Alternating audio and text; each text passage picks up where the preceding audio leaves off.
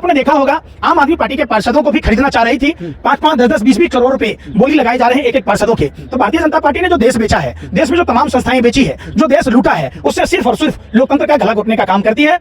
कि अगर पहले की सरकारों ने अगर जनसंख्या कानून लगाया होता तो आज उत्तर प्रदेश के रोगी अपराधनाथ मुख्यमंत्री नहीं होते, नरेंद्र मोदी जी प्रधानमंत्री नहीं होते। फिर ये सलाह जब कानून ला रहे तो क्या ये कानून मनोज तिवारी पर भी लागू होगा?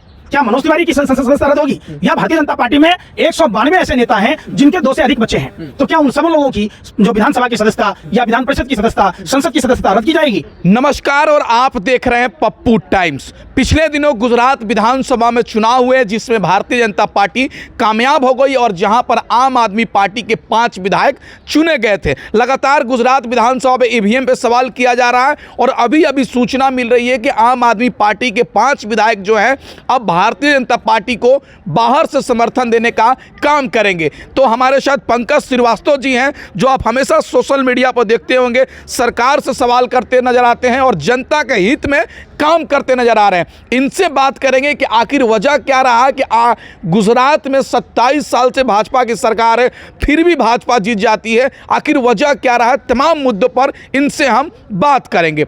सर, पहला सवाल है, आखिर 27 साल से भाजपा थी तो गुजरात की जनता लगातार भाजपा को चुन क्यों रही है? विकास कर रहे हैं तब या क्या मुद्दा रहा? क्योंकि आप गलियों में घूमे हैं सर।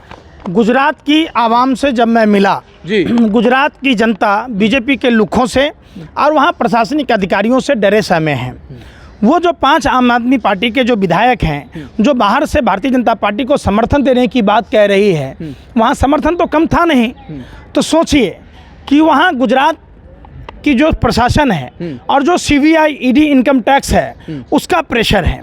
दूसरा कि खरीद फरोख्त मोटी रकम इन लोगों को दी हुई है ताकि इनके पक्ष में माहौल बरकरार रहे। आपने देखा होगा आम आदमी पार्टी के पार्षदों को भी खरीदना चाह रही थी, 5-5, 10-10, 20-20 करोड़ रुपए बोली लगाए जा रहे हैं एक एक पार्षदों के। तो भारतीय जनता पार्टी ने जो देश बेचा है, देश में जो तमाम संस्थाएं बेची है, जो देश लूटा है, उससे सिर्फ और सिर्फ लोकतंत्र का गला घोटने का काम करती है। ये बात कर्नाटक में भी देखने को मिला, गोवा में देखने को मिला, यही चीज़ बंगाल में देखने को मिला, यही चीज़ आपको मध्य प्रदेश में भी देखने को मिला। एक चुनी हुई लोगों को खरीद फरोख्त, डरा धमका कर साम दंड भेद की नीति पर यह भारतीय जनता पार्टी काम करती है और लोगों को डरा धमका कर अपने पक्ष में समर्थन ले लेती है। अब डराने धमकाने की बात कर रहे हैं, भाजपा तो राष्ट्रवादी पार्टी है। मोदी जी कहते हैं हम राष्ट्र के लिए आए हुए हैं, राष्ट्र को बेचने नहीं देंगे, राष्ट्र के लिए समर्पित होकर काम कर रहे हैं, और आप कह रहे हैं कि अगर ये राष्ट्र से समर्पित होते तो सबसे पहले शुभेंदु अधिकारी और असम के मुख्यमंत्री को पद से हटा देते। चूंकि इन्होंने तो राष्ट्र के लोगों का पैसा लूटा है। जिस शारदा नारदा की बात हो रही थी, जहां सीबीआई, इनकम टैक्स और ईडी डेली पैसेंजर बना हुआ था, अब वो क्यों नहीं कर रहा? तो क्या राष्ट्र के लोगों का पैसा लूटना ही राष्ट्रवादी कहलाता है भारतीय जनता पार्टी की नज़र में? अब उस पर कार्रवाई क्यों नहीं होती? तो ये सवाल तमाम पूछे जाते हैं। जिस हार्दिक पटेल को भारतीय जनता पार्टी में शामिल कराया गया और टिकट दिया गया, जिस हार्दिक पटेल पर ये आरोप लगाते थे कि ये देशद्रोही है, देश विरोधी नारे लगाता था, ये वीडियो है, वो वीडियो है, तब वो वीडियो कहाँ गया और वो आरोप कहाँ गए? जिस इस्लाम नाम का विधायक जो टीएमसी का था, जिस पर ये तमाम आरोप लगाते थे, वो आरोप कहाँ गए? अब वो बांग्लादेशी से स्वदेशी कैसे हो गया, भारतीय कैसे हो गया? तमाम जब आप चीज़ देखेंगे, भारतीय जनता पार्टी का आरोप निराधार है और वो बेवजह लोगों को आरोप लगाते, डराते, धमकाते, खरीद फरोख्त करते। रवि किशन को जानते हैं यहाँ पे? रवि किशन जब नाश्ता गाता था तब से मैं जानता। हाँ, वो गोरखपुर के सांसद महोदय हैं, वो कह रहे हैं कि जनसंख्या नियंत्रण पे कानून पेश कर रहे हैं लोकसभा में और उनके 4 बच्चे हैं। इस पे क्या कहना चाहेंगे आप? देखिए, अगर कानून की बात, जो आरोप लगाया और जिन शब्दों का वो इस्तेमाल किया, हाँ, तो मैं नहीं कर सकता। मैं एक ही बात पूछता हूँ कि अगर पहले की सरकारों ने अगर जनसंख्या कानून लगाया होता तो आज उत्तर प्रदेश के रोगी अपराधनाथ मुख्यमंत्री नहीं होते, नरेंद्र मोदी जी प्रधानमंत्री नहीं होते। फिर ये सलाह जब कानून ला रहे तो क्या ये कानून मनोज तिवारी पर भी लागू होगा? क्या मनोज तिवारी की संसद सदस्यता रद्द होगी?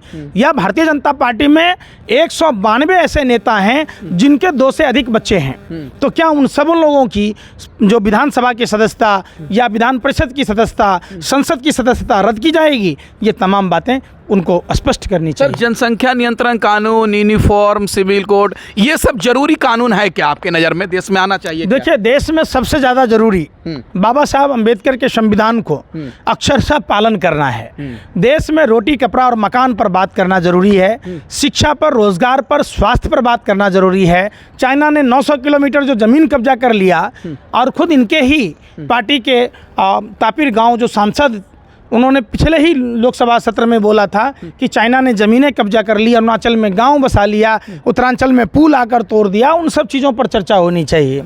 तो ये मेन मुद्दों से ध्यान भटकाने। प्रधानमंत्री का 56 इंच का सीना है, किसका औकात है देश में घुस के जमीन हड़पने का? फिर तो आपको प्रधानमंत्री जी का वो भी बात याद होगा कि जुल्म बढ़ने वाला है, हम पर भी और आप पर भी, सहने के लिए तैयार हो जाइए। जब जिस आदमी की 56 इंची के सीना है, उस आदमी को तो कम से कम इस तरीके की बातें नहीं करनी चाहिए। तो ये बातें क्यों कर रहे हैं? तो सबसे पहले तो जाके आप उनसे पूछिए। महंगाई, बेरोजगारी मुद्दा है कि नहीं सर ये मुद्दा? क्योंकि मीडिया वाले ये सब दिखाते नहीं है, केवल बस बड़े बड़े नेता आते हैं ना सत्ताधारी, उनसे पूछते हैं सिविल कोड, जनसंख्या नियंत्रण कानून, कांग्रेस, भारत जोड़ो यात्रा, ये सब गुमराह करते हैं। रोजगार, महंगाई की बात ही नहीं करते हैं। क्यों करेंगे? जिन कंपनियों का विज्ञापन उनको मिलता है तो उनको मोटी रकम मिलती है। दूसरी बात, लिफाफे मिलते हैं तो लिफाफे के डर से नहीं बोलते। फिर देखिएगा, जितने पत्रकार हैं कहीं ना कहीं अपने परिवार को या खुद ही, कोई क्रिकेट कंट्रोल में मेंबर बन जाता है, कोई नेहरू म्यूजियम में मेंबर बन जाता है, कोई अपने पति को सीबीसी में चेयरमैन बना देता है, तो कोई विधायक बन जाता है, अपने पूरे परिवार में बना लेता है। एक मामूली सा एंकर अर्नब गोस्वामी इतना बड़ा चैनल खोल लिया, कहाँ से खोल लिया? उसका पार्टनर कौन है? आप देख लीजिए, बीपीएल का मालिक राजू शेखर उसका पार्टनर है। तो तब देखिएगा तो जाहिर सी बात है, सारी चीज़ें स्पष्ट है। गुजरात पे क्या कहेंगे? भाजपा को जनता ने वोट दिया है, जनता ने वोट देकर चुना है ना, देखे बम्पर जीत भाजपा जीती है। देखिए, गुजरात का चुनाव बिल्कुल फेयर चुनाव नहीं है। गुजरात का चुनाव इलेक्शन कमीशन द्वारा जिताया गया चुनाव है।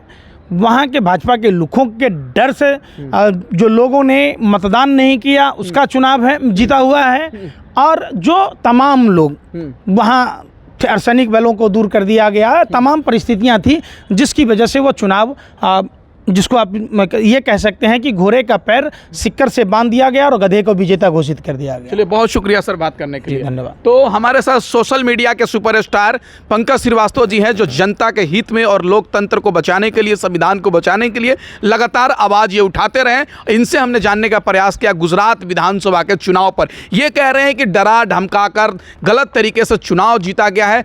चुनाव आयोग पर भी ये सवाल कर रहे हैं। इस वीडियो के बारे में आप क्या सोचते हैं, कमेंट करके बताएं। और चैनल को सब्सक्राइब नहीं किए हैं तो चैनल को सब्सक्राइब करें, वीडियो को ज़्यादा से ज़्यादा शेयर करें।